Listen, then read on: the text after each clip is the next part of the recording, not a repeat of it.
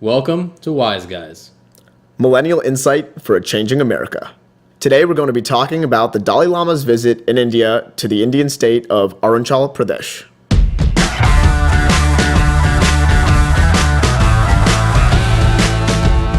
The Dalai Lama has announced his plans to speak in Arunachal Pradesh, India's most northeast province which directly abuts China.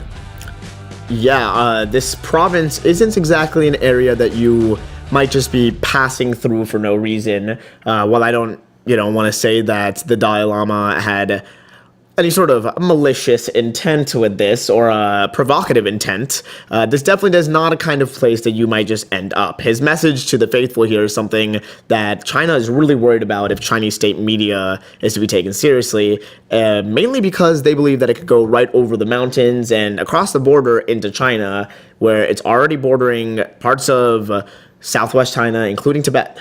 Right. I mean, the Chinese have security problems in Tibet. They've had them for a long time, since 1950 when they invaded it and made it a part of the People's Republic of China. And they don't want any what they would see as inflammatory rhetoric, which is really just the Dalai Lama expressing free speech rights in India and speaking to the faithful.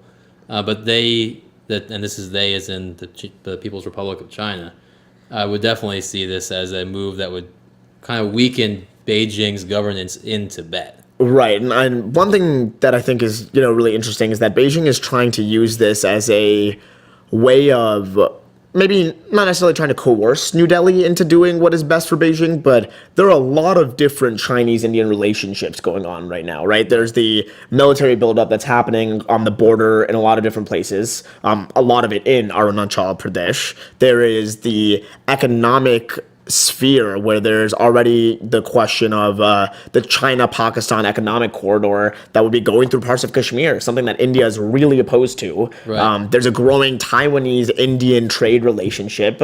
There's Indian creation of a new aircraft carrier that's happening while China's finishing up building one of its own. Right. There's a lot going on here, and this is kind of throwing fuel into the fire and allowing New Delhi to say, we aren't going to restrict someone's movement inside our country. If the Dalai Lama wants to go to another one of our states and speak, he's welcome to. Right. While to China, it's a lot bigger deal than that. Right. I mean, China is also going to have a harder time understanding that. They have a lot of internal controls over which even Chinese citizens can go where. Absolutely. So they would definitely see it as the government's prerogative to stop somebody from going somewhere. And they probably read a lot more motive behind New Delhi allowing him to speak there than there really is. And this is really, like you said, playing against a larger backdrop where there's a pretty tense relationship between these two Asian regional powers. And I think one of the only reasons you haven't seen a more serious war, is because you have the Himalayas in the way. Yeah, I mean, both these countries are vying to become one of the world's next superpowers. Right. Both kind of considers themselves to be one already, Right. which China, you can say a lot. It's probably pretty fair to say they're a very, very strong emerging power. Mm-hmm. India, I think, has a lot more. It's got a while to go to catch up to China, but it's doing things that are making China extremely worried, especially if the Indian-American relationship, the Indian-Japanese relationship continues to, I guess, grow in strength. Right. China's worried that there's going to be a more coalition and a more cohesive force, I guess, formed against it. I think they have to worry about that because Beijing doesn't have a lot of friends. No, not tons. It's because everybody around them is afraid of them, especially because of their growing military buildup. Right. A lot of times they're looking to America, or they're being driven together because of China. Yeah, and I mean, just right now, India has, under Prime Minister Modi, is announcing a completely, effectively, they're redoing their entire Air Force, and they're looking to buy American single-engine fighter jets, possibly from Lockheed Martin, or they'd go for the Sweden Saab. And both of these planes are extremely impressive, and one of their biggest selling points is that it's a deal that China couldn't get, Right. They're things that they're trying to make themselves unique in a military relationship, or I guess confrontation. Right. I mean, nobody would sell Saab, and Lockheed would never sell these planes to China. No. Not in the way the world currently is. We don't even know if Lockheed can sell these planes to India. Right. President Trump has not given the okay on that, But considering it's America within the first. realm of the possible. Right, which wouldn't be for China.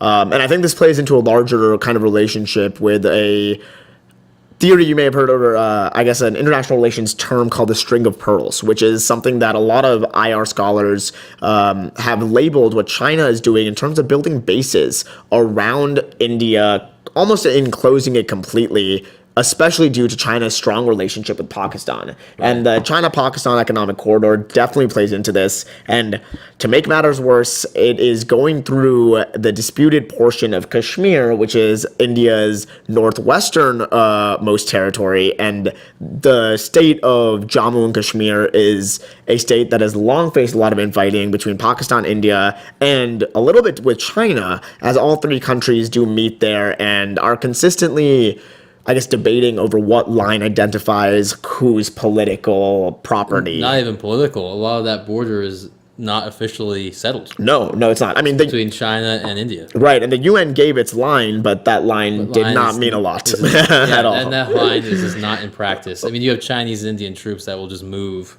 take a platoon, and basically move the real border. Whatever couple 100 yards they can get, they'll start taking. And with an economic corridor that even strengthens China and Pakistan's relationship going through disputed territory, that is not something New Delhi can be happy about. And it remains to be seen exactly what New Delhi does to respond to it, whether they further their alliance with the United States. Not an alliance yet. India is a major defense partner as of last year, but is not one of our non-NATO allies.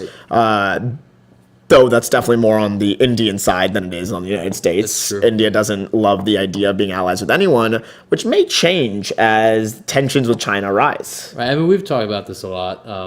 And just to, put a period on the Dalai Lama portion, I mean, it's just one of a numerous set of issues that produce nothing but friction between New Delhi and Beijing. And but to transition to what you were just saying, through the Cold War, India was non-aligned. They wouldn't side with us, the United States, or with the Soviet Union. And they valued that independent path. And I think now they have to make a choice.